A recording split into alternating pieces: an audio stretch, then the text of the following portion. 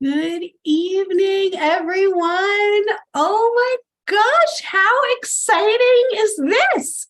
And how excited am I to see all of you join us tonight? It is so good to see you. It is so wonderful to welcome you to tonight's worldwide community gathering. It's so lovely to come together in this way again as a community to steep in our loving and to learn all about tonight. Oh my gosh, I'm so excited to learn about the infinite blessings of loyalty to your soul. I know I see a lot of you who I've spoke with about the upcoming workshop tonight. Hi, so happy you're here. And a lot of grads are here to remember the essentials and to steep in this loving community. So gosh, I could go on and on about how excited I am to see you all, but you're not here to see me. I'm going to hand it over to the amazing, the incredible, the one and only Drs. Ron and Mary Hilnick. Eliza, thank you. Your joy and enthusiasm are definitely infectious in the most positive and beautiful way. Thank you. I think they really are just here to see you. Beautiful. Well, we like to begin these gatherings, as the grads well know, with a light invocation, bringing us into greater peace and harmony. So let's begin with that, Ron. And that'll be followed by a 5-minute peace meditation. All right. Well, let's all take in a nice deep breath.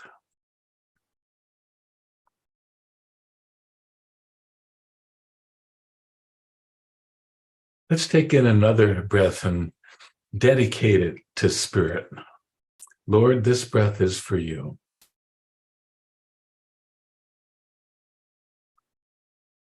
And we ask just now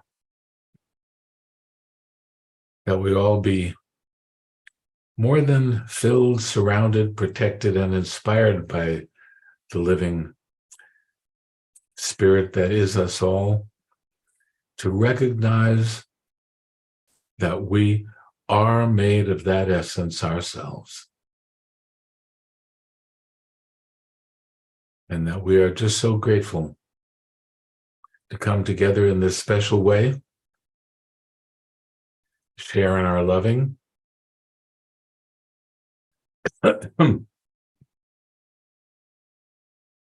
and to, what shall I say, just revel in the joy of God's love. And for this time together, we give our thanks. So be it.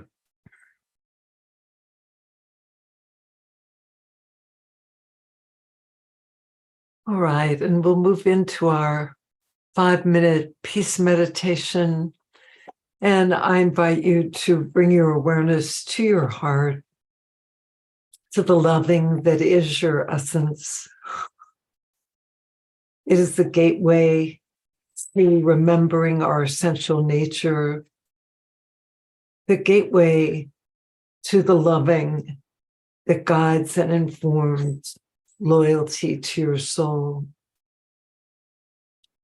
It's also a gateway to awareness of your soul essence, of that spark of the divine that resides within you, that came with soul purpose, that came with opportunities for healing, for opportunities to share the loving, to awaken and remember your essential nature, and also came with gifts to share, with blessings, the infinite blessings of the being that you are, of the love that you are.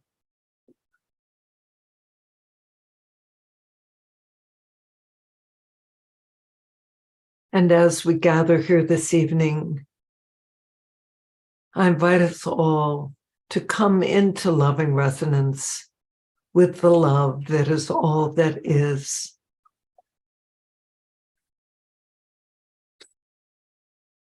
To allow your heart to come into loving resonance with that greater love, and for your heart to beat in resonance with it, for all our hearts to come into that attunement and that one-ment with the loving.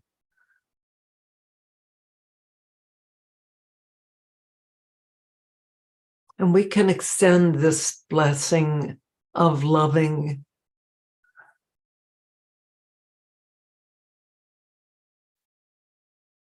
to all people, all humanity, all life forms, to the planet itself.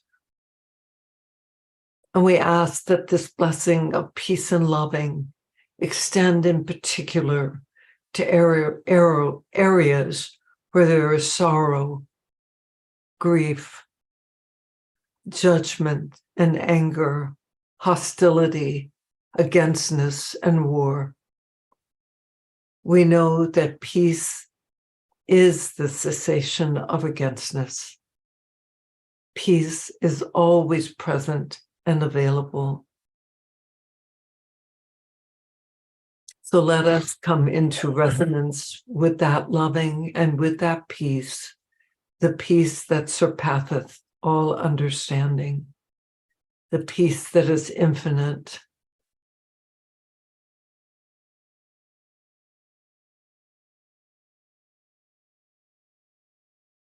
And I invite you, breathe in the peace and breathe out the peace. Breathe in the loving and breathe out the loving. And may these vibrational frequencies reside in every cell of your body, in all levels of your consciousness, and that any illness or disease or any area in which you're experiencing reactivity or judgment, some againstness or out of balanceness, we extend a blessing of peace and loving and harmony to that place within your consciousness. And through this simple practice of breathing in the loving and breathing out the loving, that you may experience greater relaxation and greater peace. We also extend this blessing at this time, not only to all who are gathered here, to their families and loved ones, but also to those that will be listening to the replay. Know that this blessing too extends to you. So be it.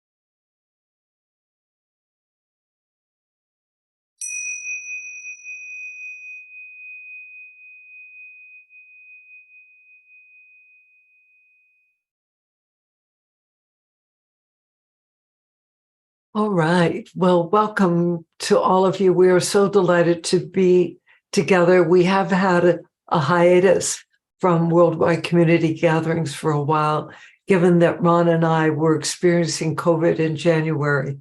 And there's just been so much sea change and exciting things happening at USM that it's now we feel ready to be with you this evening. So we have a very joyful sharing. Let's start with your announcement. This evening. This morning, I met with Mazar and Noor Sardinian, who live in Lebanon, just outside Beirut. And we have been involved in conversations for approximately the last 18 months or so, at which time they came forward indicating that they would like to bring forward this work in Lebanon and also throughout the Middle East. And today they let us know in the meeting that on June 9th, 10th, and 11th, they will be offering the Loyalty to Your Soul workshop in Lebanon. And we are just, I can't tell you how moving it has been to work with them. Their vision, their connection inwardly to the energy, their infinite joy and enthusiasm and willingness to do what has been required to create the structure and the methods necessary so that now this can be made available in their region. It will be a live in-person event. That's an easier place to start in many regards. There's already a great deal of enthusiasm in their current community. And tomorrow they'll be sending us the link that will give information about Loyalty to Your Soul in the Middle East. That's how they're distinguishing it from the Loyalty to Your Soul here at USM. But what an amazing collaboration this has been. Just we've met once a month, every month. We're meeting a bit more frequently now, just as we accelerate to the launch. And they may, in fact, be joining us for the Loyalty to Your Soul workshop that USM is offering online at the beginning of May. So anything you'd like to share? No, I just think this is, it's like a step, it's like a first step into global offerings. Global possibilities. Yes, well, we have the global experience with people from other countries here in the online classroom, but to think of other centers across the planet offering this work is so inspiring.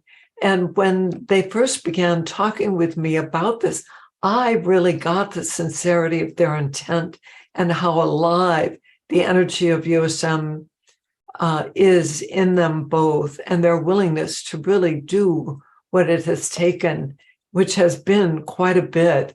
The Lebanese economy has had great challenges for some time, but especially within the last couple of months or so, that have made certain things like even getting a shopping cart that would work, and ways to transfer funds and all of those kinds of things in place. So stay tuned for more about this. And as Ron said, what can I say? I mean, I never had the vision of USM, of these principles and practices being anchored in the Middle East. But now that it is happening, it is extremely moving to me that this is occurring, and to us both. I had an idea. Yes. I mean, I just had it. Why not have them come onto one of these worldwide gatherings and talk about their experience after the workshop? Well, that would be wonderful, Ron. That would be just a greatest joy. It's so sweet when we meet with them. They have young children, and their young children often come. I think they're drawn to the energy of the meetings themselves, and they're just beautiful. And I think it would be a joy to have them with us for a gathering. All right, so shall we move into our topic for this evening? Why not? The infinite blessings of loyalty to your soul. Oh my goodness, they are indeed infinite. And as I was contemplating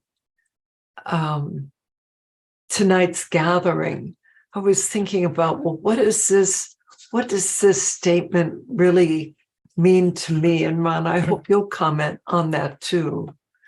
I think one of the greatest blessings is truly awakening into the awareness of my own soul essence.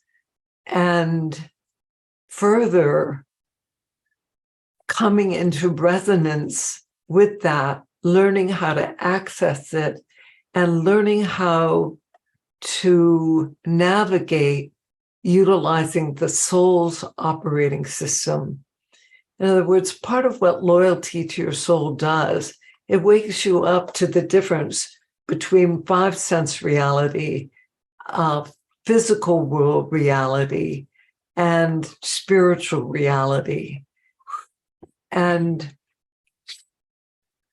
part of that is learning about the spiritual context and how to enter the spiritual context such that I think often we do it in the workshops, not only through the light invocation and the meditation, the peace meditation, but also through sharing some of the foundational principles and practices of spiritual psychology that really tend to elevate perspective, to elevate awareness of who we are and how to use the soul's operating system in physical world reality. What would you like to add, Ron? Nothing. Nothing. You've covered the ground. Well, that's just really like it's not even the tip of the iceberg. It's kind of like a little piece of your smallest fingernail, because there's just so much that can be shared.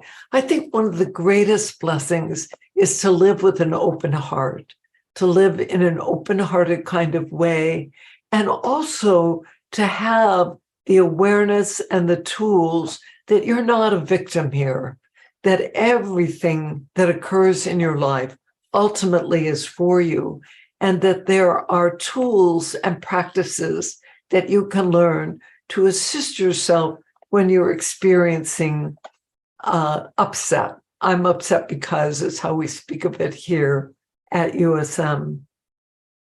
I think another blessing is that living from the heart, it just changes the quality of your relationships in your home, with your family, with those who are closest to you, but also with friends, with people in your workplace.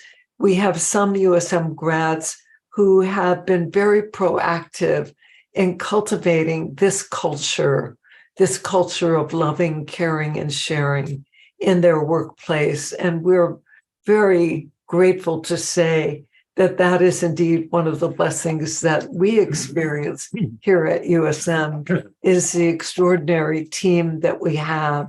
A number of them are here with us this evening and help host these online gatherings and events. So what we're going to do now is you received the handout. Perhaps you've had a moment to look over the front of it. We won't spend time with it really, other than to bring your awareness perhaps to the quote and maybe one or two other comments. So loyalty to your soul is a way of being and a way of life.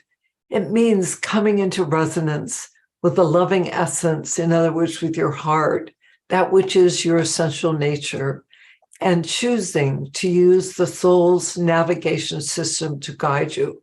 I think that is one of the other great blessings, is that as you cultivate this relationship with the love inside of you, your intuition will begin to open, the guidance that you receive will come from a higher level.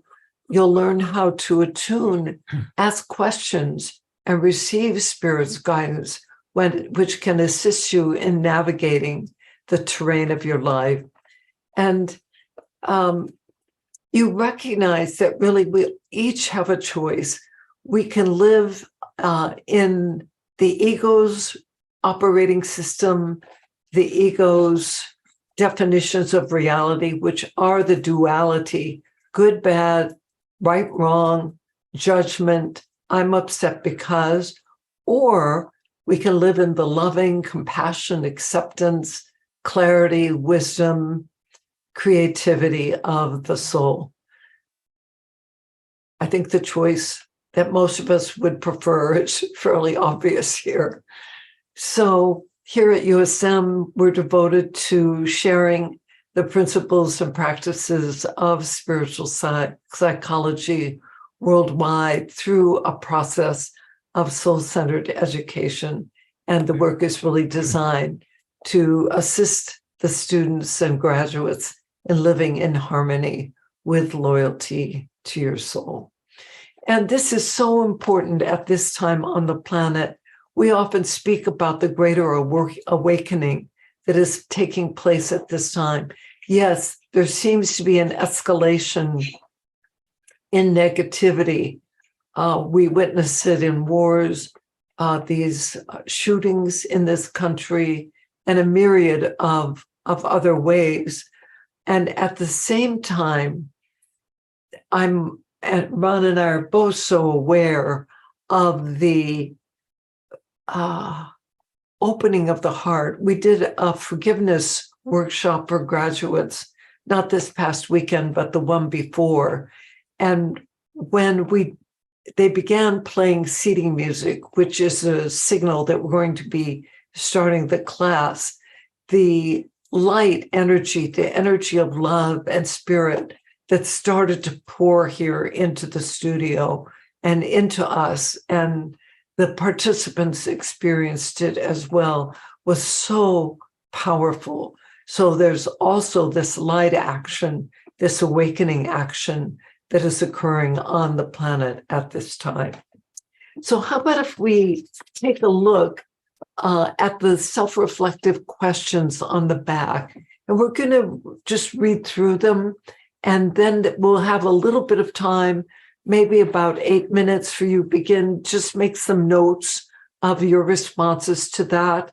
And then we'll be opening it up for some sharing from Q&A, which we always enjoy hearing from you. So the first question, what does loyalty to your soul mean to you? I think one of the most important things it means to me is that I know my soul's purpose. I know that there are really two purposes. The first is to awaken to the loving that I am, to remember my spiritual nature. And the second really has to do with sharing my gifts. And of course, the university has been a primary vehicle for that for more than 40 years now. Then the second one, write your intention having to do with loyalty to your soul, with remembering you are a divine being having and using a human experience for the purpose of awakening. Intention is so powerful. The founder of this school, John Roger, who is now in spirit,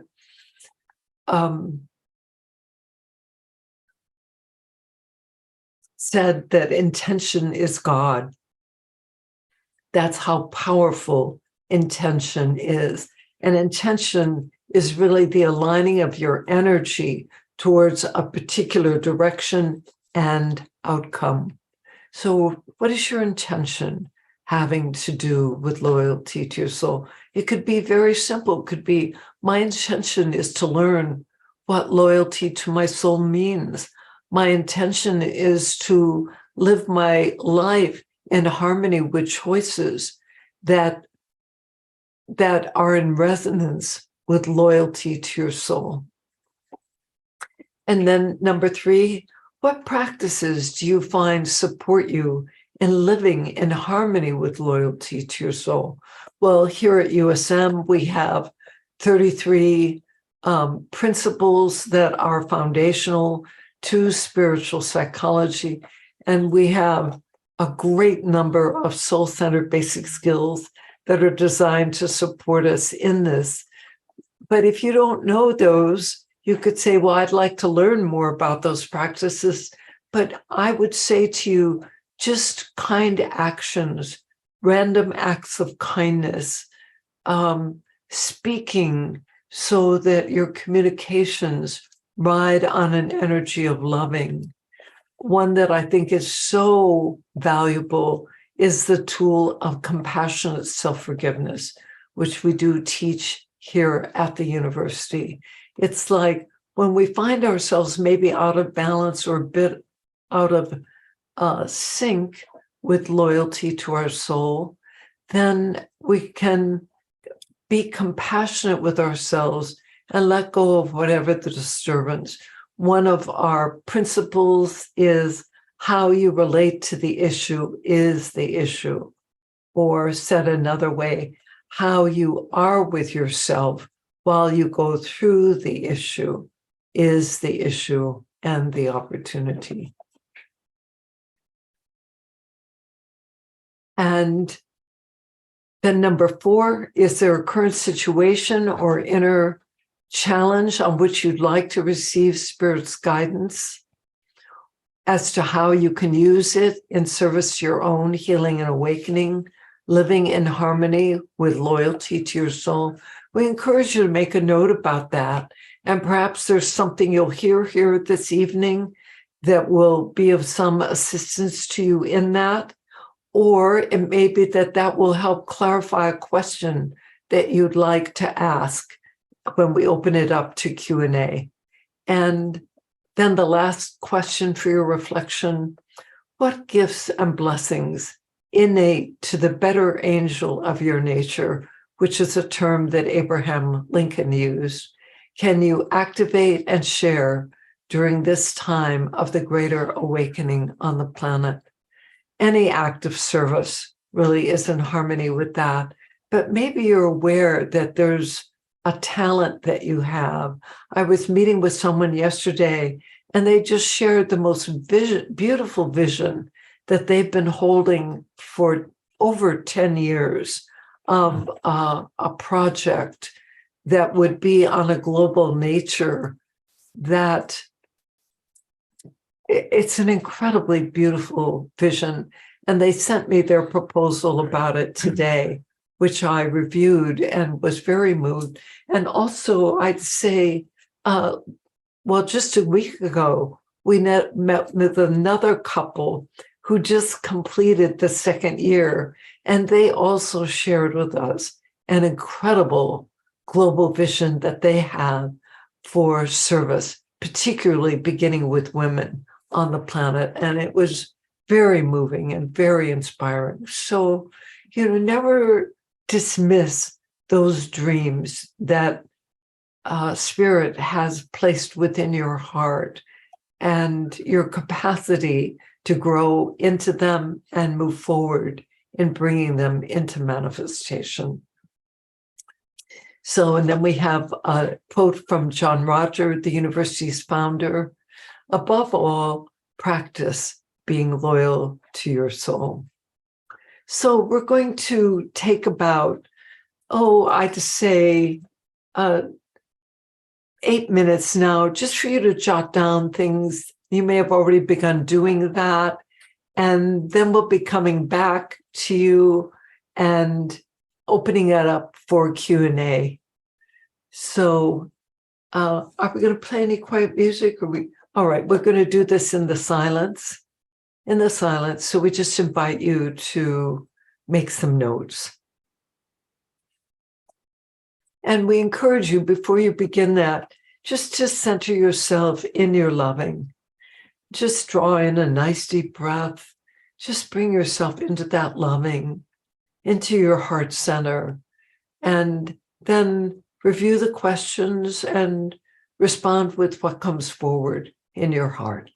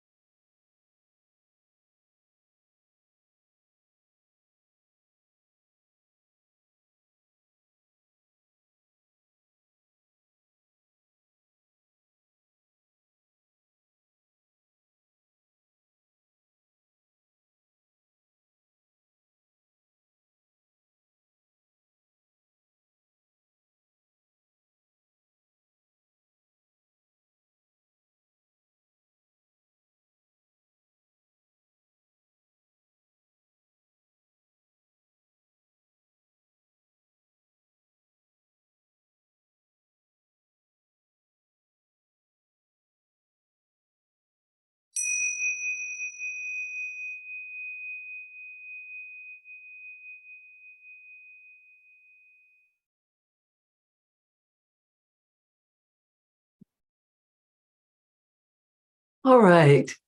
Beautiful. Well, we're going to open it up for some sharing, some Q&A. Just a reminder for those of you that are grads and for newcomers too, to go to the essence of what it is that you want to share or the question that you would like to ask. And we'll do our best to respond to the questions. And we're just, while you were doing the Q&A, I asked Mike here in the studio just to scroll through the pictures so that we could see your names and see who's here. So we're just delighted to have you. All right. So let's see. Well, let's start with Andrea. And if you'd grad. Yes, I know. Hello. Hi, Ron and Mary. Hi, everyone. Hi. Hi. I'm a USM grad of the 2-year program and of CHH. Yeah. So I'm so happy to be here. My question is, when I did the process, the question came up about where am I seeking spirit's guidance? And as I'm going through like a 3-year divorce process now, which has been very kind and very loving, and I feel like I've really used my tools. Oh my gosh, I can't imagine going through this without these tools and without, the USM education and CHH. And I'm on the phone, baby. Should I take out my braids? You can leave them in. Yeah. I think it's stupid. It's okay. You can leave them in. Okay. Sorry. Just my daughter came in. So I've been so patient and so kind, and now it's getting to the point where I feel something needs to move forward. And we've largely kept it out of the legal system, which have sort of been against going into. And it feels like that's kind of become my only choice if I want completion, because I'm not getting a lot of participation from the other side. And I feel like a lot of againstness and a lot of resistance to do that, and a lot of sort of judgment and just nastiness coming up around it. So I'm just wondering if you have any guidance on that, maybe this is the way through, and maybe how to release that sort of resistance to using the legal system or using that. So what is the resistance rooted in? In other words, what are the beliefs that you hold about it, or past experience or observations you've witnessed other people in that process? In other words, what's under that? It feels just a little bit like, I feel like I've been so patient and so understanding of him, and it almost feels unkind, or I don't know, like it's like I know that he didn't want this, and like he's sort of been avoidant and sort of burying his head in the sand, and I've been just sort of going along with it, and it feels unkind, or like I'm the perpetrator, or I would be the one causing, obviously I know that's not true, but that it feels like I'm the one causing more suffering for him, or like I'm bringing him into this whole kind of rigmarole. Well, that is one way of looking at it. Mm-hmm. Yes. But I would suggest to you that it sounds like you are very committed to neutrality, and this really as an exercise in completion, Mm-hmm. with kindness. And it also does sound as though, by what you shared, that if he is reluctant to take the steps necessary to bring this to completion, that then, I mean, it's one thing to hire a barracuda lawyer and really go after someone. Mm-hmm. It's another thing to do it as an exercise of conscious completion. Mm. Yeah.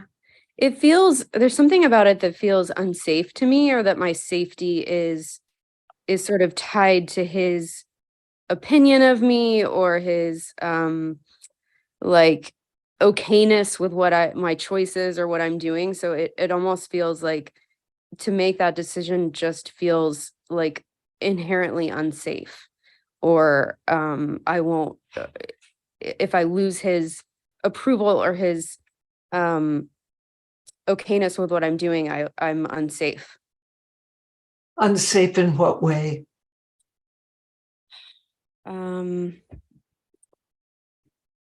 I don't know. It doesn't feel logical, or it just feels like an imbalance, or like a unsteadiness, or an not a like a stable footing. I would encourage you to give that part that feels unsafe a voice. Mm-hmm. Was part of the experience in the relationship that somehow being with him represented safety, security? Mm-hmm. Mm-hmm. For sure. And maybe part of it is also the exploration. If I let this come to completion, then what is the source of my sense of safety? Mm-hmm.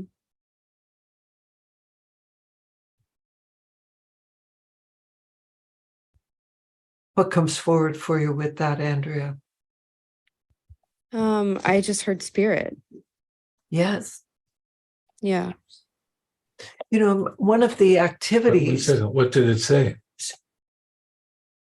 I didn't, I just heard spirit, like it, like the word spirit. Oh. And what I would encourage, or at least invite you to consider, is maybe doing a daily dialogue with spirit as you're going through this process. And I would encourage it to be daily. Okay. To be daily. So you're experiencing the connection, you're experiencing the guidance, and you know how to do this. Mm-hmm. You know, Yeah. This feels like the last piece of this, and it feels really big. Like it feels really, yeah.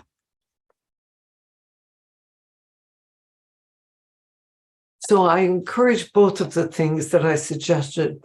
One would be to give the part that feels unsafe a voice. It may be tied to some earlier experience, some earlier memory, so that you can see what comes forward and you can work with that. Okay. But then also this daily dialogue with spirit, you know, a checking in with whatever is present for you, whatever question or concern you have. Because I really hear your beautiful intention to complete this in a loving and caring way, and for it not to be negative. And taking legal action does not have to be taken from againstness. Not at all. Yeah, that feels really true and nice. Yeah. And often, and we certainly have had our own experience with this, that it's more about a stand for yourself, not against this. Yes, that feels like it feels important for me to, because in his avoidance and it's not acceptance, it's like my I guess avoidance of his avoidance, it's felt like I've a little bit of self-betrayal, or like, Yes. Well, yeah. I hear that it can be an experience of disempowering yourself. Yes. Yeah. Well, does this give you some things to work with? Can you recall what you said about taking legal action? It doesn't have to be about againstness. What did you say exactly? That's what I said. Okay. Legal Yeah. action, taking legal action does not need to be about againstness. At one point in the university's history, it was necessary for us to sue someone really for slander about the university and about us. And we were advised that this was necessary because of what he was doing. And I had never really been involved in anything like that, nor had Ron. And we went to the university's attorney.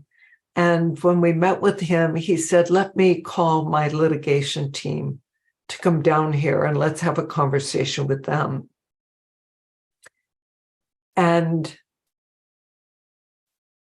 what can I say? That was a very eye-opening meeting. They explained to us, first of all, why it was necessary that we take this action. And second of all, I really saw the fierceness, but it was an entirely different kind of action than what you're thinking of, than what you're involved in. This was a different kind of matter. And fortunately, we're going to go on vacation for a couple of weeks. So we had the vacation time to consider it. And when we came back, we knew this was an action that we had to take. Ron named the file having to do with this litigation steadfast integrity. That's beautiful. It was not USM versus so-and-so or USM against so-and-so. It wasn't any of that. Steadfast integrity. And that's what I sense is part of the opportunity in what you share here, Andrea.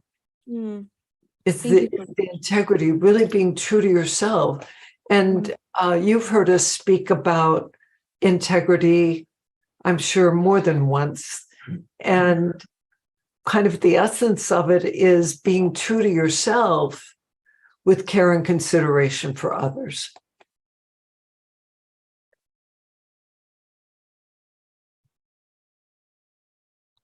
That's really, really helpful. Thank you very much. Beautiful. Thank you so much, Andrea. Blessings. Thank you. Blessings. All right. So let's see. Regina.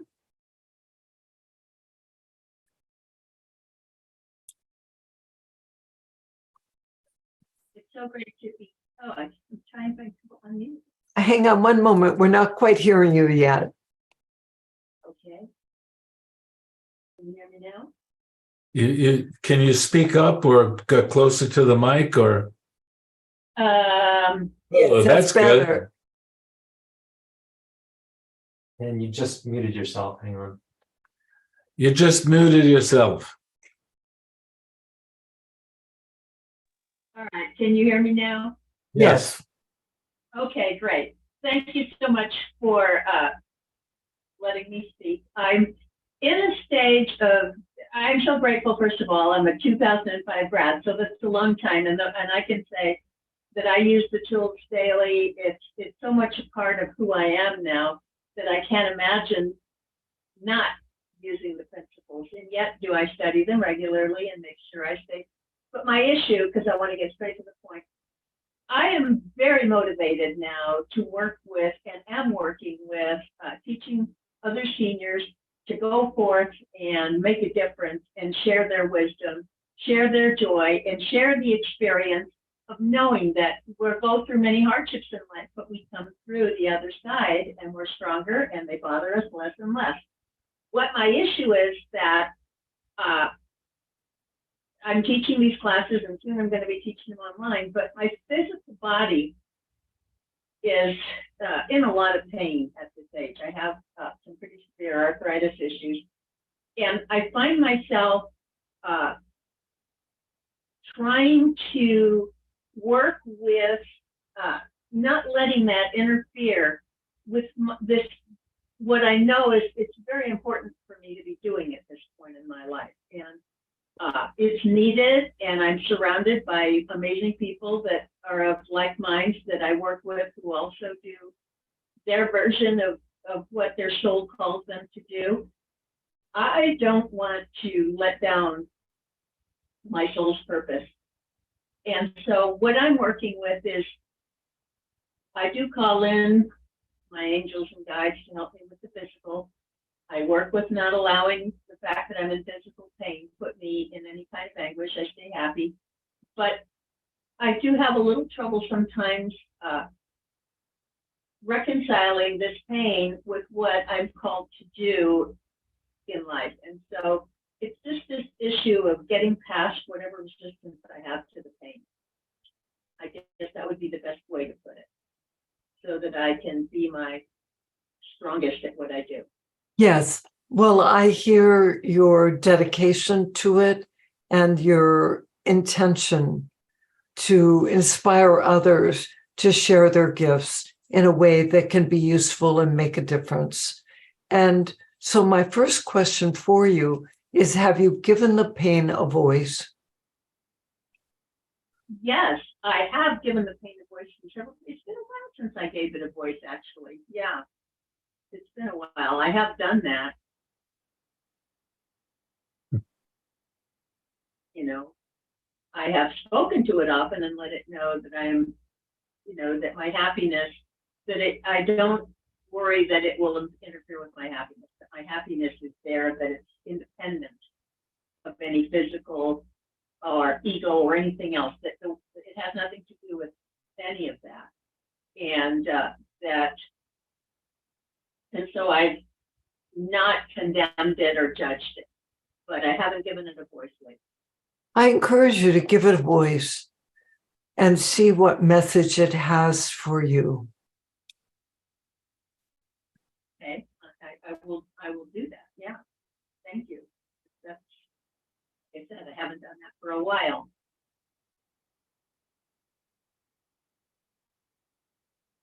Are there any times where you are pain-free? Yes, not often, but it does happen. Yes, especially if I give myself permission to take something for pain, so that I can, you know, do what I need to do that day. But just on my own, no, because I have collapsed discs in my back that they don't uncollapse. Yes, I hear you. I hear you. Do you find that the pain medications that you take shift your consciousness? You know, I rarely take anything stronger than Tylenol or ibuprofen, because I am so connected to being authentic and being. Yes, yes. So I don't take stronger things than that most of the time. Every once in a while, but it's very rare. Yes. I would take.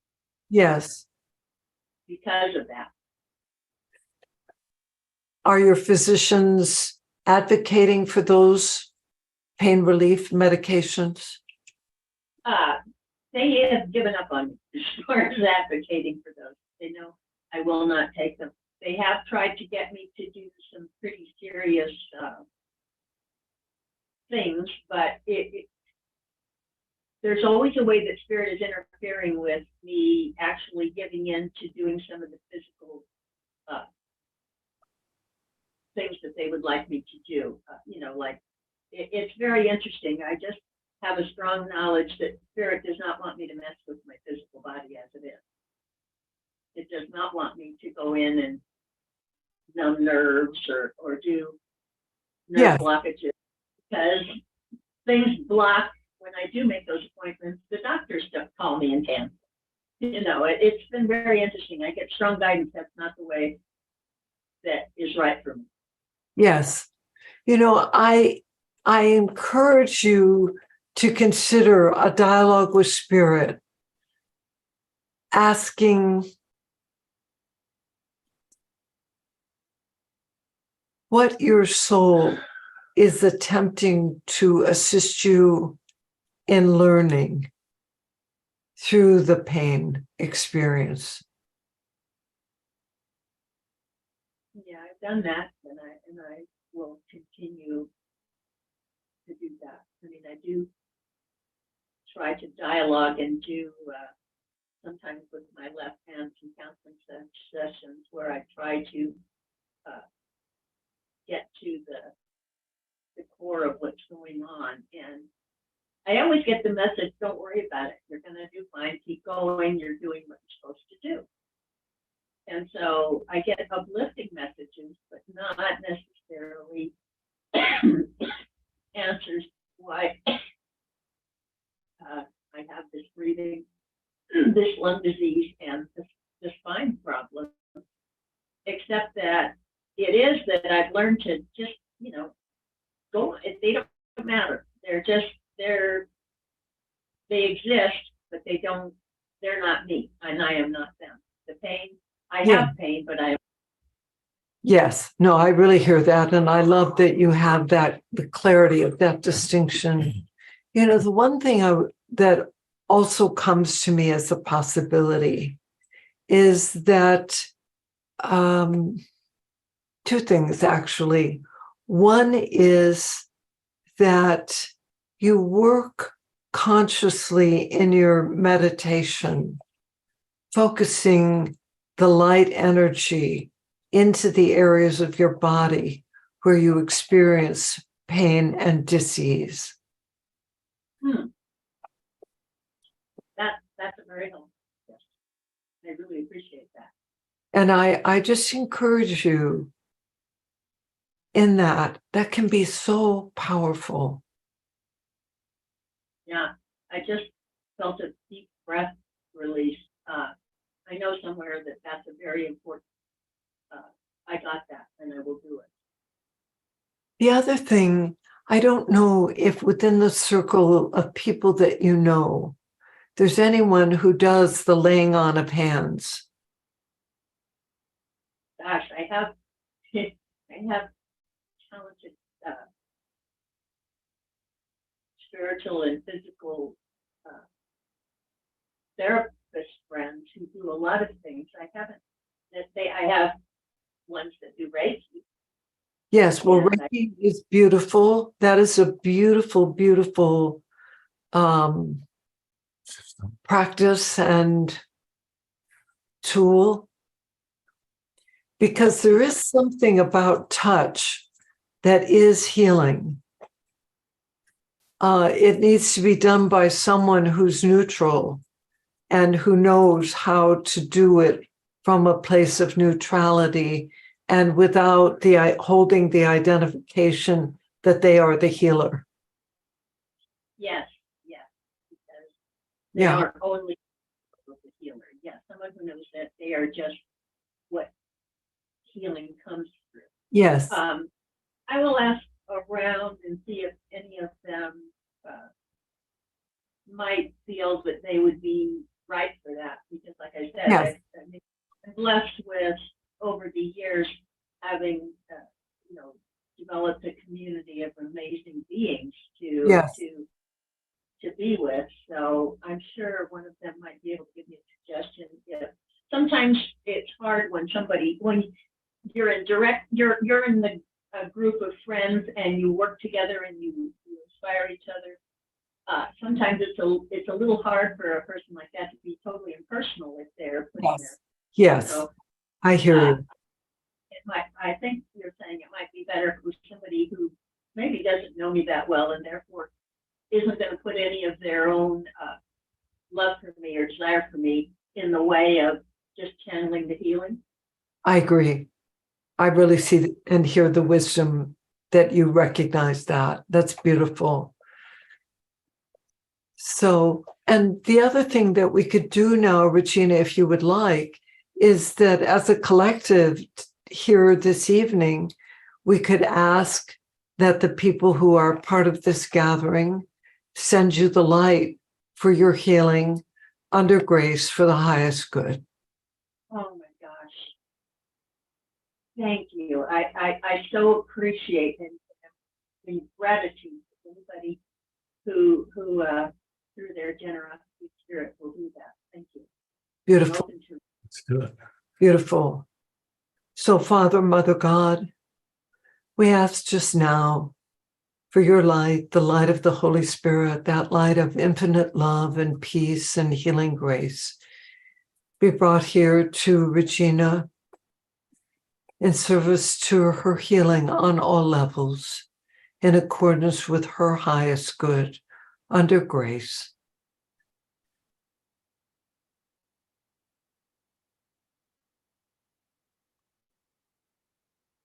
And we are so grateful for the infinity of your blessings and love. So be it. Thank you. Thank you very much, Regina. Thank you. Eve?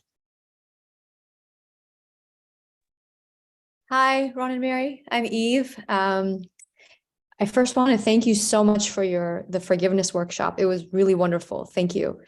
And ever since I've been working with the support you gave me around asking Spirit, how will you have me serve? And I'm really, what's coming forward is this, like, it feels so selfish because it's always like rest, relax. And my brain is like, wrong answer. I don't like this. Like, I want to be in service, but I don't like that it's like in this mode of not wanting to be in other service.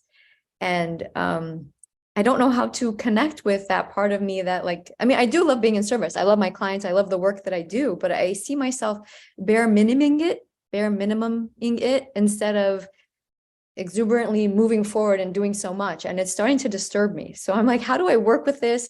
How do I force my soul to... No. I'm kidding, of course, but like, it's disturbing me that it's just always like, rest, relax, Eve, focus on you. Yeah, this is where I'm at. Well, it's so interesting that that's the message. So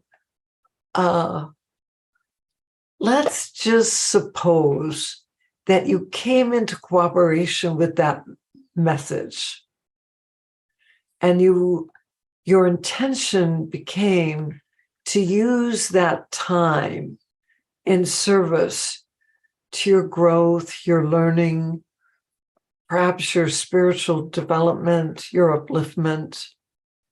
What might that include? Oh, I have all these things. Like, I'm like, I want to do Course in Miracles. I'd love to take myself through that. I have all these books, my journaling, like being in nature. I have like all these like things I'd love to do more of. But I'm like, no, Eve, focus on work, So I'm like, this is, yeah. So I fantasize about actually being more, having like strengthening my spiritual side. I can't think of a better word, cultivating these things. Yes. But my business side, my work side is like, no, Eve, focus on working. And so this is the dilemma. I feel unproductive, and I really I'm challenged with that feeling. Well, so let's talk about a possible misunderstanding that may be operating here. I'd love that. And that would be that the outer is more important than the inner. Yeah, definitely. Absolutely. It's like, my sense is that maybe there's an additional piece here in the messages that you're receiving from Spirit. It's like that perhaps there's some, let's just call it catching up, that you have the opportunity to do at this time that could be part of preparing you as the instrument to serve in additional ways.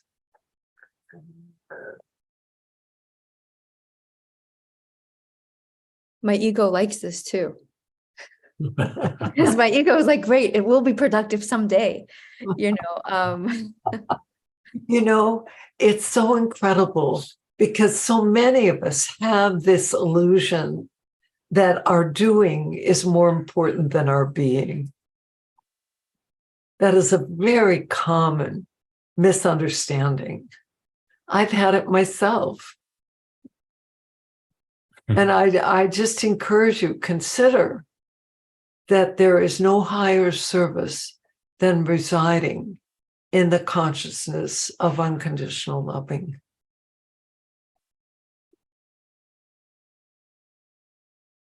And I'm not negating the value of service through action, offerings, and so on. But yet, that time you spend in the silence every day, the time you spend journaling, the time you spend working your process, the time you spend sending the light, those are all incredibly beautiful and valuable actions that are serving not only you, but serving those close to you and all humanity ultimately. I feel I needed your permission. I needed to hear that from you guys saying that I could almost get tearful, that it's okay. I just find myself wanting to be with my dog, swimming, and reading my books and journaling and stuff. And so I feel like, is this okay? Can life feel like this? And I feel like, oh, Mary said so now it can.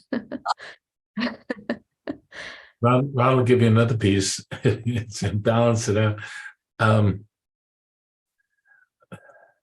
What does the word balance mean to you? Oh, as a dietitian, it means like fruits and vegetables, proteins, carbohydrate. Like, I get nutritional with it. So that's what you're describing is the activity that where you do those kinds of things. But what does the word itself mean to you? It means some kind of alignment and flow and harmony. Yeah. And is that something that you think is a good thing? Absolutely. So maybe you might want to do something for a while, like take on the quality of balance.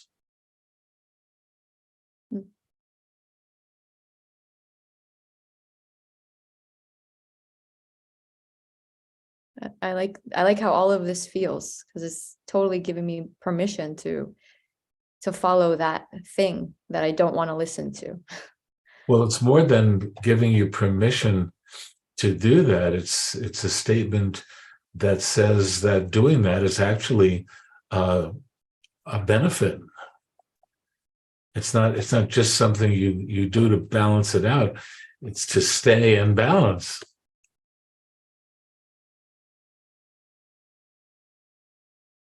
And that part that argues with me, do I work with forgiveness? Like, is that like a forgiveness opportunity right there?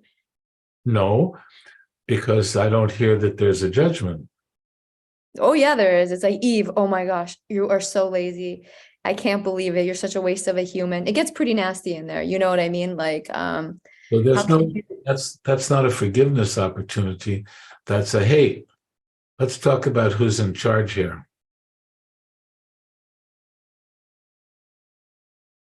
It's taking dominion in your own consciousness. Changing channels. that would feel really nice.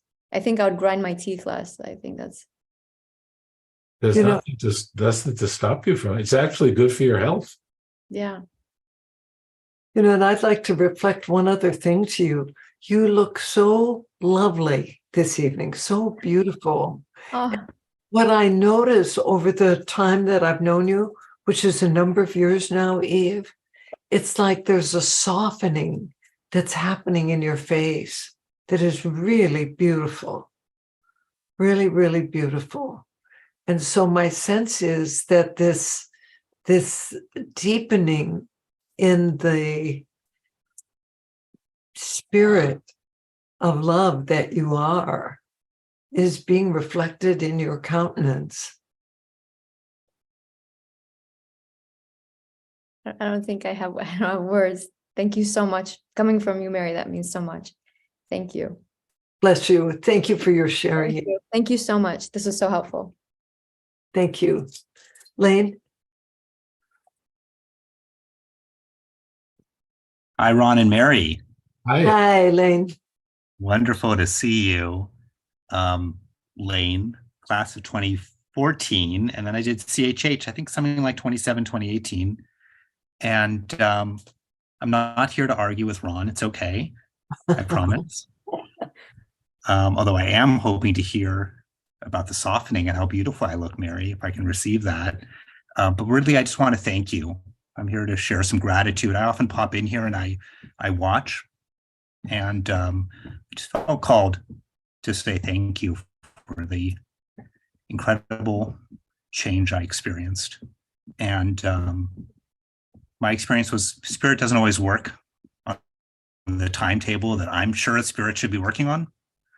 But I arrived at USM a number of years back, and I was pretty certain about some limitations and about specifically an inability. I was sure that I would not be able to hit certain milestones. I was unemployed. I was sure I would never have a successful relationship. Never. I would never get married, and I would never have kids. Those things really felt real. And I'm in my son's nursery here, so I just wanted to thank you because I don't know. Like I said, it takes some time, but then once in a while I look back and I see it's been 10 years, or coming up on 10 years, I guess next year from USM. And I thought, gosh, I've experienced miracles, and I love my son and being a father. I have a 6-month-old tomorrow that I was holding. And thank you for that. Oh my gosh, Lane, your sharing just touches me very deeply. And my reflection to you is that you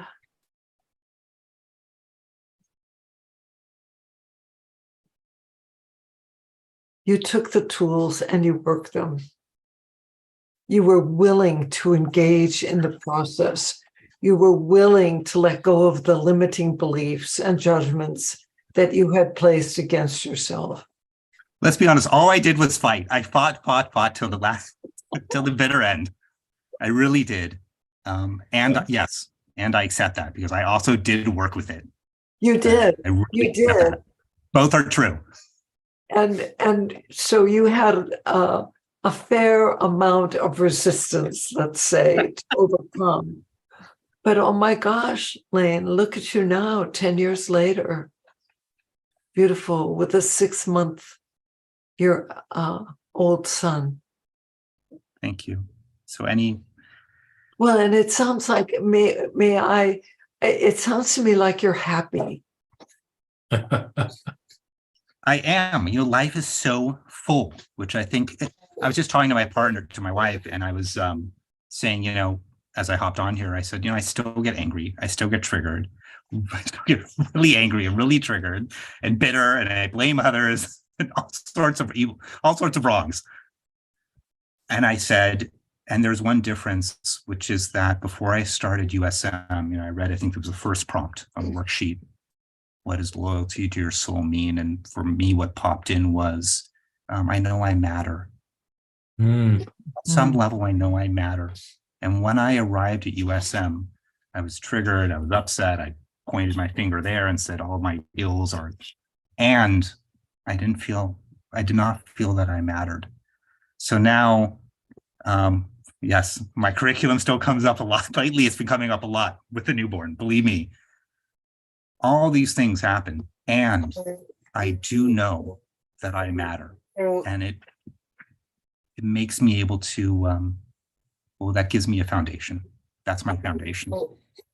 That is so beautiful, and it's so incredible because I think that's one of the first lines on the The handout. On the handout, you matter.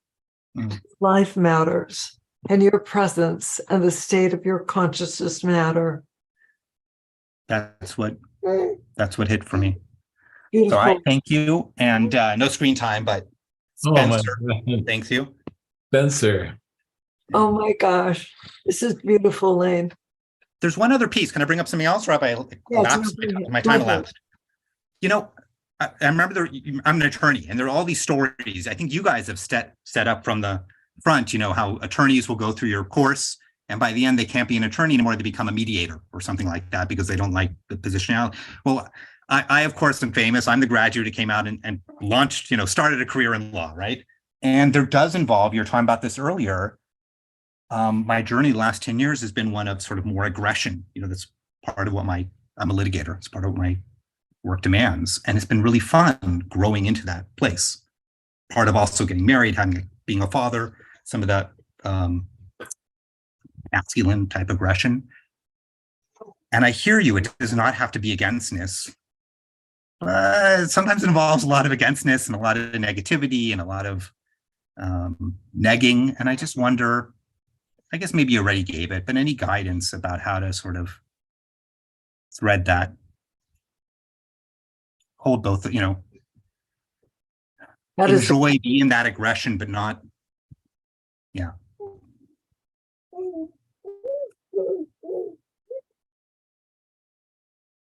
Well, it's interesting because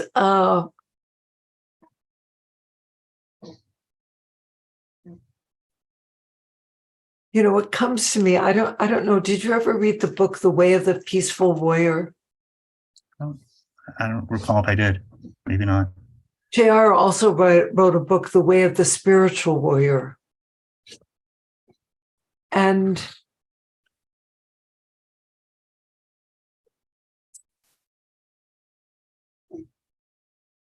depends, it's like, part of it depends on how you run the energy inside of you.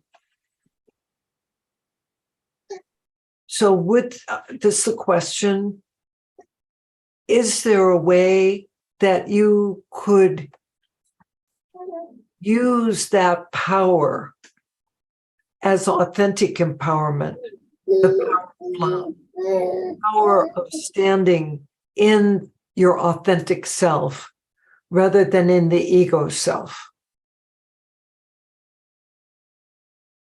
To me, that is part of the distinction here.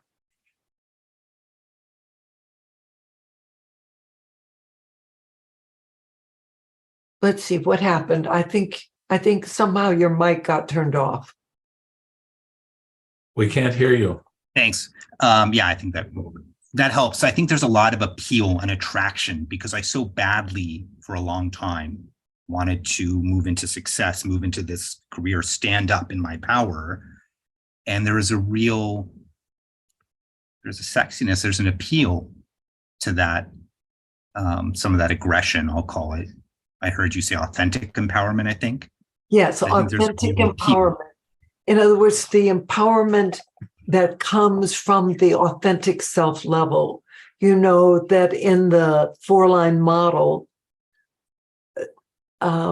physical, mental, emotional, authentic self, or spiritual.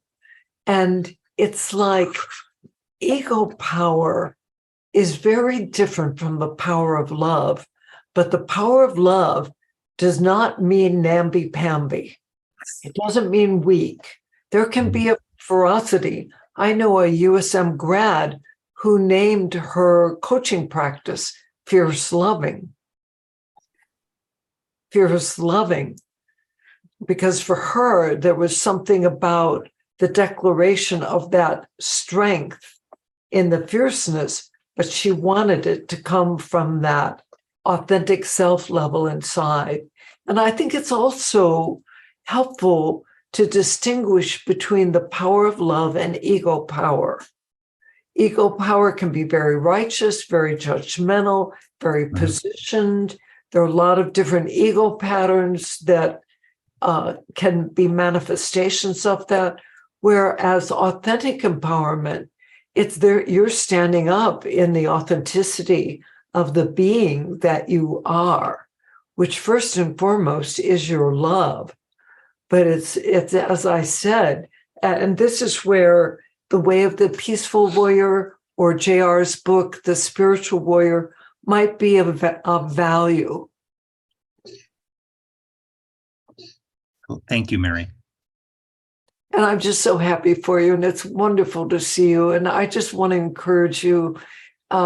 It's like, despite whatever fighting may have gone on when you were in the program, oh my gosh, obviously it has profoundly affected and shifted something inside of you in a really beautiful way. Thanks very much. Thank you both. Thank you for your sharing. May the force be with you. Yes. Well, let's see here.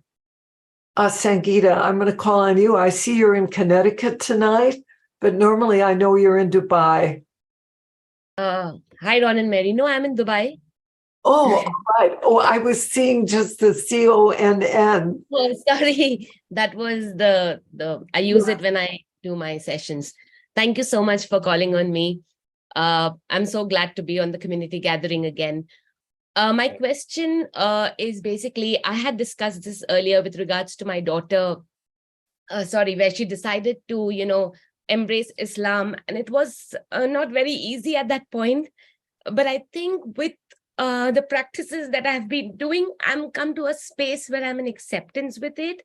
And, it doesn't bother me, but makes me emotional about it.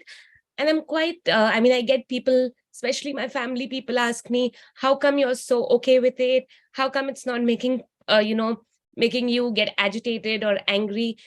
And at some points, I feel that, or maybe because it's my practice and I'm able to understand that she's coming from a space of, her journey, and I can just be there and support her, but not push her to do something that I want her to do. But somewhere my mother instincts comes up and says that, is she going to be protected? Is she doing the right thing? Is she not doing the right thing? So a lot of these judgments keep coming. And when I work through it, it's fine. I get calm. I get okay with it. But the main thing that happens to me is I realize at a physical level, I'm fine. At a mental level, I have to give it, a thought and work with it. But when it comes to my bodily thing, so I used to have a lot of fibroids, which I continue to have in my breasts. And I have had a surgery 10 years back where one of the fibroids was removed. But recently I see that when such ups and downs happen, they start to grow again in size, and I can feel them. So is there a way I can work through that? Or is it linked even? I'm not sure. Well, that's very interesting. Have you looked at Louise Hay's information about fibroids? No, I haven't. Yes. If you don't know how to look that up, I think there will be someone on the team or in the chat who could help you find the link that would give her information about fibroids and also her affirmation for working with them. And that doesn't mean that what she wrote necessarily would fit you, but often people do find value and resonance in some of her information. I encourage you to give the fibroids a voice. Give them a voice. See what their message is there for you. Were there certain memories or experiences that they're associated with where there was hurt or anger, violation of some kind? Is there energy, anger that hasn't been expressed or addressed? Is there a withholding, or has there been a withholding of some of your own creative expression? So I have given it a voice, like I do it as often as I feel it or I experience it. And I know that this happens whenever I am my emotions move up and down. They Sure. seem to express itself a lot more, because previously when I had this with my dad, where, I used to feel guilty that he ended his life, and I used to think it's me. I used to experience it a lot that time as well. But it then kind of completely subsided, and I see it keeps coming again and again. Yes. Well, I hear you. That's a very profound and deep grief. And it sounds like there's an opportunity there.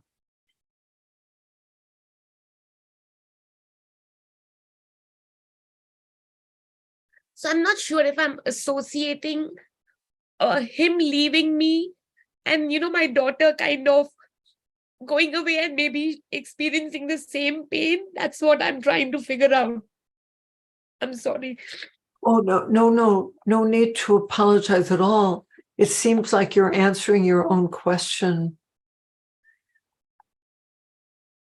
That these griefs are either connected or very resonant with each other, that your daughter's path and the change that is taking place in her life, it somehow is activating some of the unprocessed grief inside of as I speak to you, I don't know why it just came forward to me that, is it that I'm holding a blame on myself for not being a good mother? You tell me.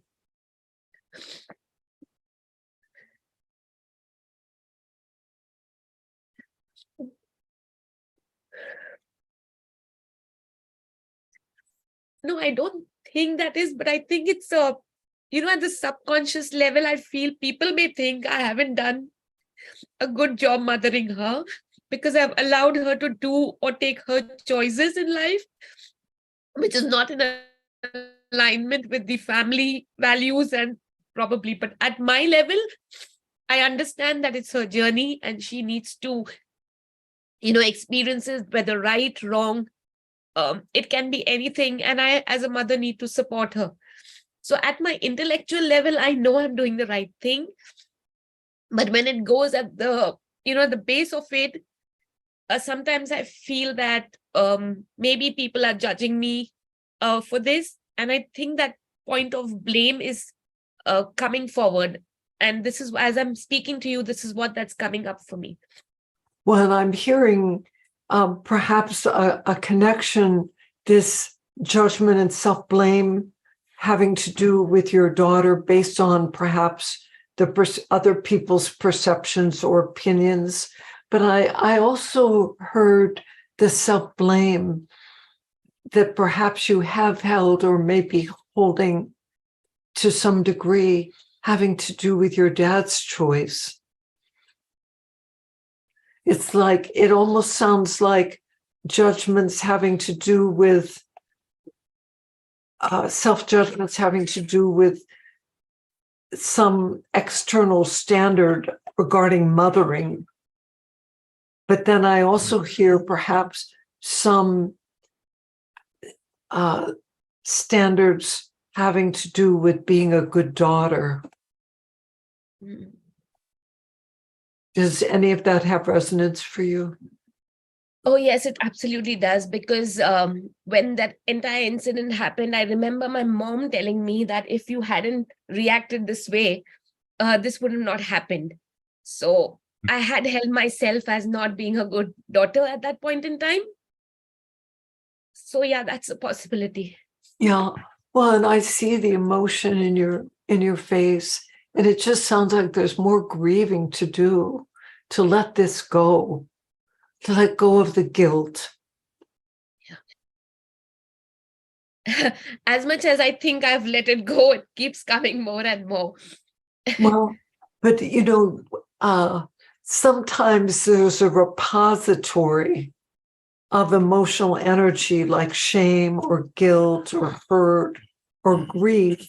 And there are things, there's the conscious experience that we're aware of, that it's associated with it. But also many times there's also material in the unconscious that's associated with it. Yeah, And that is- I encourage you in self-compassion. And I encourage you in giving. How long ago did your dad pass? How long has it been? it's about 23 years, Mary. Yes. So how old were you when that happened? I was 25. Yes. So I encourage you. How about you give the 25-year-old a voice?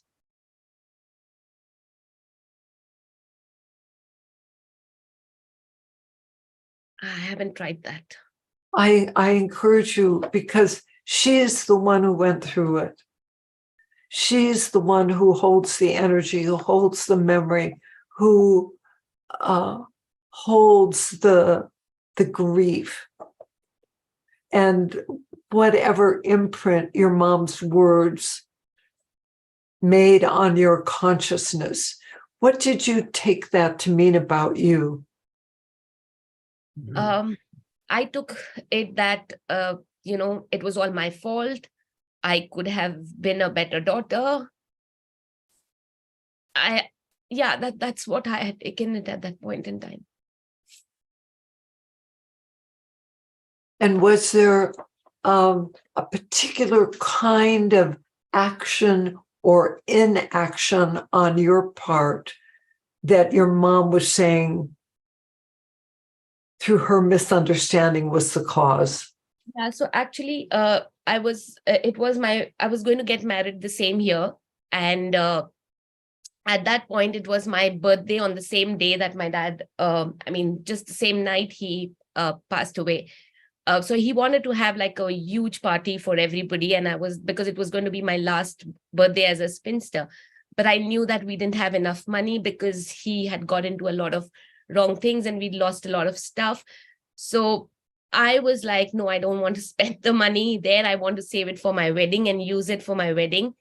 And at that point, he got very upset with me, or, he thought I was trying to, overpower him because he wasn't working and I was working. So those were the kind of things that was there. And so my mom probably said that because she felt that if I hadn't taken that decision or if I hadn't said that in that way, it would have made a difference. And somehow it sounds like you took that on. You bought into it. Yeah, I did. Yeah. For a very, very long time. But of course, in the 2 years of USM, I have released that, and I've come to a space of acceptance that it was his choice. It had nothing to do with me. And I'm 100% sure of that now. So that definitely doesn't, at least in my head, I know that clearly. I'm not sure whether it still sits somewhere in my subconscious. Yes. There's another resource that I suggest that you find, and that is David White's poem on suicide. And I don't know which of his books it's in. I don't know, but someone in the gathering may know and may put it in the chat for you. But I encourage you, because he wrote this book, that poem, very intentionally, and he wrote it to assist those who remained.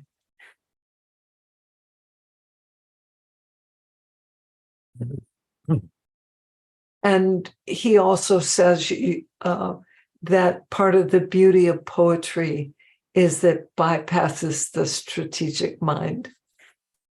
Yeah. So are these some things you can work with, Sangeeta? Thank you so much, Mary. Thank you. It's in The Bell and the Blackbird. The Bell and the Blackbird. Thank you, Colleen, for posting that. And I think others posted as well. Where do you live? Dubai. Dubai. So did you grow up in that culture? No. I've born and brought up in Mumbai, in India. In India. So to my way of perceiving, some of what you're dealing with, I would call cultural karma, where some of these judgments and shoulds are built into the system, and it's more challenging to get free of them than it would for, let's say, people brought up in the United States. So it's just something to be aware of. It makes it a little easier to let go of it, knowing that, because you're not as connected to it. Yeah. You could just work with that a little bit as well. It's like the what other people say about your behavior and the way, which is all based in their own cultural upbringing. What things fit in that culture and what things are a little out. And if you're doing some of the things that seem a little out, you're going to get more of the judgment from the cultural karma. So knowing that makes it easier to move into self-forgiveness. Yes. Does that make sense? Absolutely, Ron. Thank you so much. You bet. Thank you very much, Sangeeta. Thank you. Millie? Hi, Ron and Mary. Hi, Millie. I appreciate everyone sharing because I feel like half of it's already clearing me. Like everyone's story resonates. And I guess I have a couple of things. One is a light request and one is a question. I don't know what to start with first, but a light request for my dad, Jose Rizal. He's going through a surgery right now in Indonesia. In Indonesia? Yeah. Please say his name. Jose Rizal. Say it again, please. Jose Rizal. Jose Rizal. Rizal, yeah. Rizal. All right. So we ask that a blessing of healing light, the light of the Holy Spirit, be with Millie's father, with all those attending him, both seen and unseen, that this surgery may flow in accordance and his healing as well with that which is for his highest good. And we ask this with the infinite love, infinite peace, and infinite grace of the Creator in mind and heart. So be it. Thank you. And my question is, I've been doing my best to stay in my equanimity and do my spiritual practice and work my process and live my life in that place. And at the same time, I can relate with the stagnant portion of it. I haven't been working, paid jobs since July when I got laid off. And I was laid off while I was in Indonesia visiting my dad because of his health issue. And so I've been focusing on that since last July. And I came back and applying for jobs, interviewing. At the same time, I feel like there's so much just stagnant. I don't know if it's resistance necessarily, but just probably. And then this morning I got news that he's got a heart attack and he's going to surgery. And then right away, I feel like part of it maybe is an impulse or like comes from a place of grief or hurt, but I just booked a ticket this morning to go see him, even though he's been asking me for like so many times for next week, Ramadan's Muslim holiday. So I booked it. I got my mom a ticket too. She hasn't been there in many years. We're going in on Monday, and I booked it for a month because that's how long it's easy to take a visa for. But yeah, I guess that's my question. It's like, how do I how do I discern how to make decisions, take actions, because there's this place of peacefulness and at the same time, sometimes stagnancy. And there's times like this morning where I felt like I was going to do that. Yes. Well, it sounds like this morning, it's like your heart moved you. Mm-hmm. And it sounds like your heart has not been moving you with regard to the other. Right. But I feel like, is the heart moving because of grief? Or, like, I don't want to just be impulsive about it, because I thought in my mind, it's like, oh, the best way to make decisions is like grounded and calm and peaceful. But then when I looked at job list yesterday, I'm like, oh my God, I just don't feel like doing any of these. And then this morning, it's just. It's like when the heart moves, that generally is a good indicator to take action. Doesn't mean don't pause and reflect on it. Doesn't mean don't consider the consequences of your choice. But generally, if the heart moves, there's some energy there that you can ride on and move into action. My impression is that you have not loved the work that you've been doing. Is that accurate? Yes. I mean, I try to put my loving into it. And make everything a service. Yeah. If you choose to make this trip, which it sounds like you already have in motion, perhaps one of your bedtime intentions could be along the lines of sharing with Spirit, just in a very authentic way, your lack of feeling meaning, purpose, and fulfillment in the work that you've been doing. And then asking Spirit to please show you and guide you in a way that you can recognize and understand an expression in the world that will have meaning, heart, and purpose, fulfillment for you. And if there have ever been any judgments having to do with the kind of work that you've been involved in, I encourage you, do freeform writing, get them out, actively, consciously, intentionally work with forgiving them. You know that we speak of forgiveness as the cosmic delete button. It's a way that you can just wipe the slate clean of all of that. You've probably heard us say that judgment is like issues superglue. And another question you could ask is, what has my soul been attempting to assist me in learning through being involved in this kind of work that I have disliked? And it's funny because when you mentioned that, I've been doing a lot of compassionate self-forgiveness on my work here as an adult in the US, but I haven't. Like, what came forward that has more energy is the judgment about being in Indonesia, and like my dad's been wanting me to move back. Yes. And so please share more, Millie.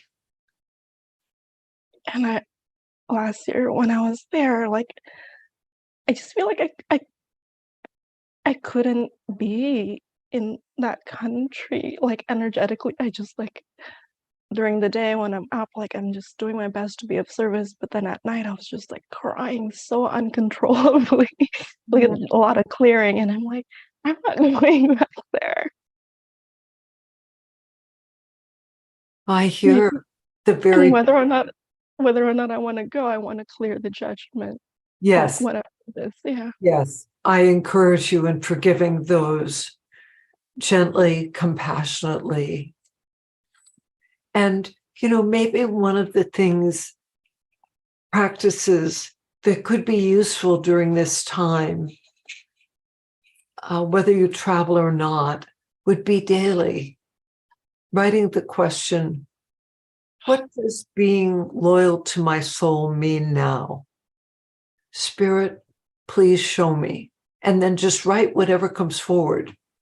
In other words, those two questions as the daily practice, where you just write them and then you attune in your heart to Spirit's wisdom and guidance, and then you write just whatever comes forward.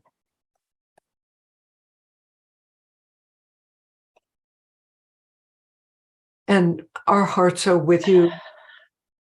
And it sounds like you are recognizing, oh, this is part of the stuckness that I need, that there's an opportunity for me to clear now. Yeah. Yeah, it feels like an opening of like I can open my heart wider. That's beautiful. Yeah, like Beautiful. Yeah. Always so support and encourage you. Thank you. Yeah, I appreciate that. Beautiful. Thank you so much, Millie. Thank you you. for sharing. All right. Well, we're coming to the completion of the evening. Eliza, do you want to make some announcements, and then Ron and I may comment on them as well? Mary, you know that I do want to make announcements. I'm, in fact, thrilled to make announcements. And before I do, I just want to take a minute and acknowledge everybody for bringing their heartfelt shares tonight, and acknowledge you, Ron and Mary, for this incredible community and this incredible work we do. It truly is filled with infinite blessings. And I know my life changed the second I walked through USM's doors, and I experienced, liberation, true liberation. And before USM, it was blame and victimhood for me. And after USM, it was authentic empowerment and freedom and living in the seat of my authentic soul. And you've heard that expressed so beautifully tonight in some of these shares, and you've seen the skills in action. So I acknowledge all of us for what we've done, and this education is truly the heart of it. And I have a little prop for my announcements because there's so many to make, which is so exciting. There is going to be a link, if there's not already, in the handout in the chat of this prop. It's a beautiful handout that tells you all about the exciting upcoming offerings at USM. Go through them one by one, but I want you to know that you can click the link in the handout, and the handout itself is clickable from the computer. Yay, technology. So if there's something on this list that you're just like, holy wow, I definitely want to be a part of that, you can click and it will take you right to a page where you'll learn more about it.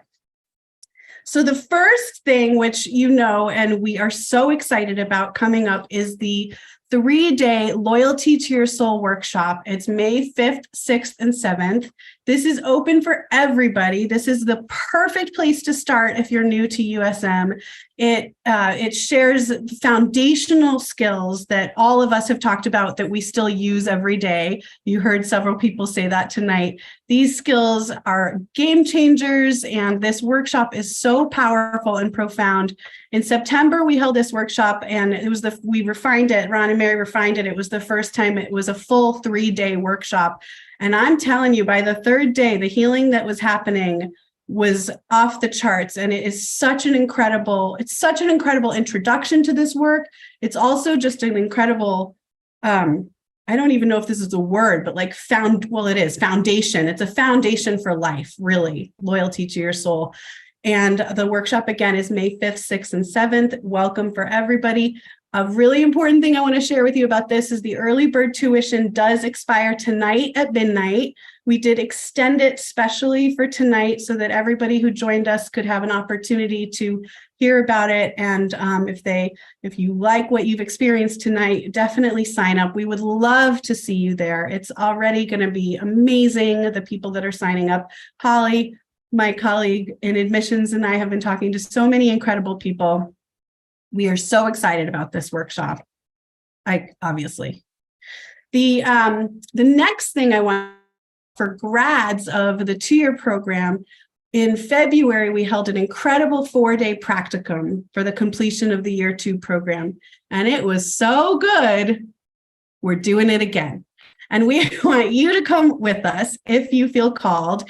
It's 4 days. It is May 18th, 19th, 2021. And that is for grads of the second year program. It is, again, off the charts. Miracles of Healing Grace truly occurred in every moment of this practicum, and we are just so excited to do it again. It's so supportive for grads to get back into the classroom and do this kind of work, especially at this time on the planet. I really encourage anybody who's feeling the call to check that out. And the final thing, which, oh boy, I mean, talk about excitement. A very special workshop with Ron and Mary Holnick that Ron is putting his heart and soul into in God's living room, Sanctuary for the Soul. This is so exciting. This will be exploring the 5-line model that grads know and love, that in a new dimension. And I've got tiny little sneak peeks here and there, and it looks amazing. And I just can't wait for this weekend. That is going to be June 10th and 11th. And again, there's links in the chat to learn all about these workshops, and stay tuned for more. Stay tuned for more information about these workshops. They're just all so thrilling.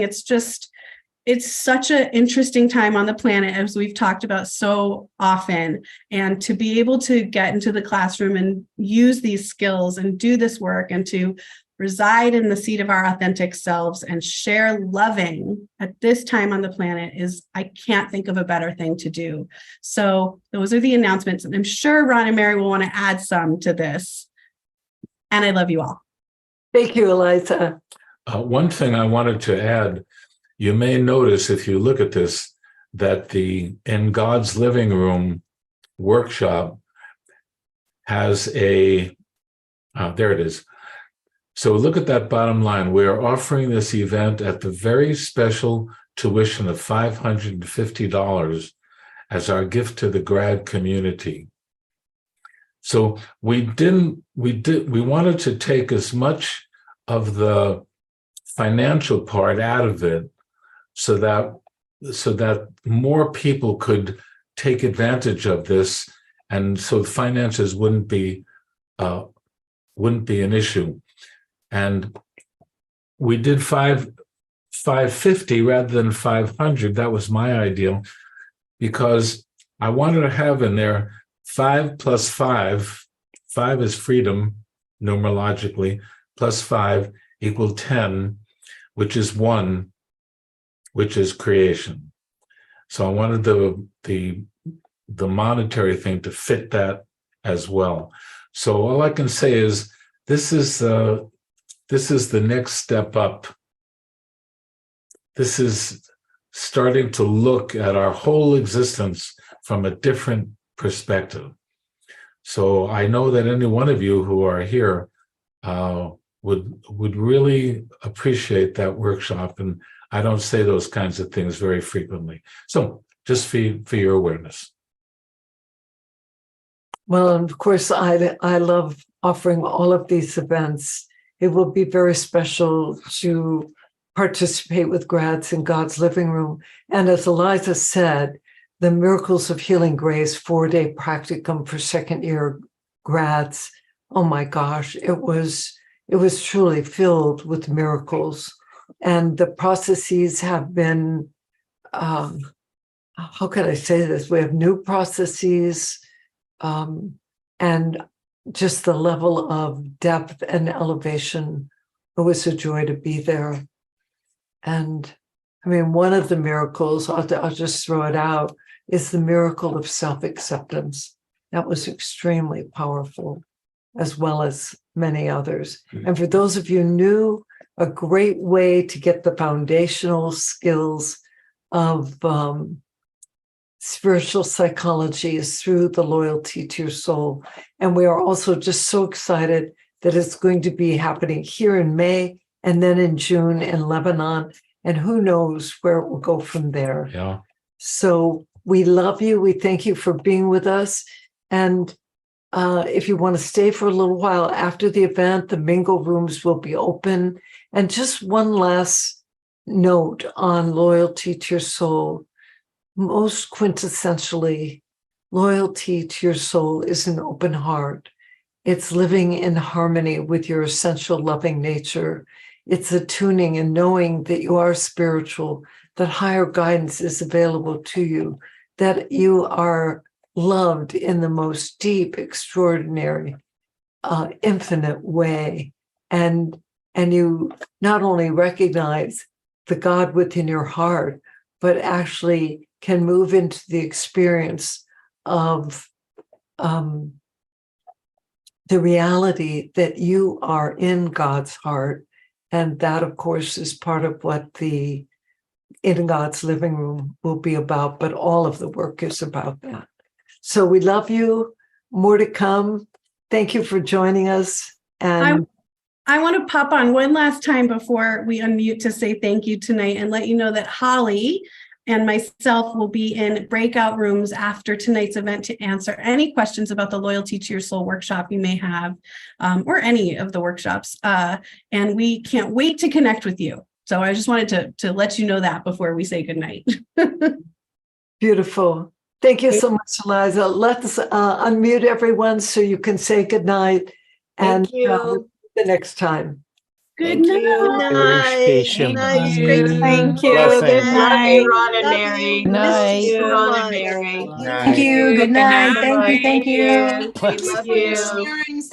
Love you. Thank you. Thank We you. love you. Love everyone. Love you all. Love you too. Thanks, everyone. Bye. Bye. Bye, everyone. Good night. Bye. Thank you. Good night, everybody.